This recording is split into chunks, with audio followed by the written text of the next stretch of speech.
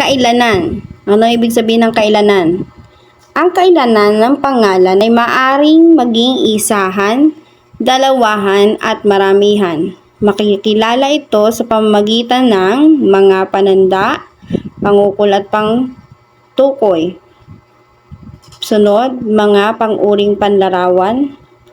Sunod, mga panguring pamirang. Sunod, paglalapi. Sunod, ulit. Mga pananda, pangtukoy o pangukol, mga panguring panlarawan, mga panguring pamilang, paglalapi. Okay. Halimbawa, mga pananda, pantukoy at pangukol.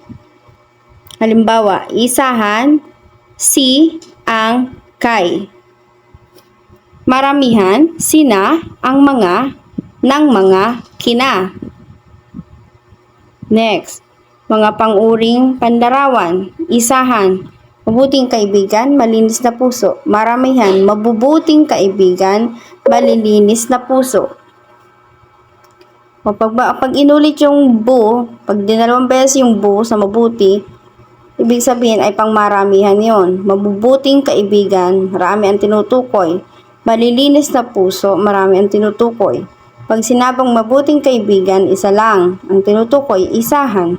Malinis na puso, isahan, isa lang ang tinutukoy. Next, mga panguring pamilang. Isahan, isang kaibigan. Dalawahan, dalawang kaibigan. Maramihan, maraming kaibigan.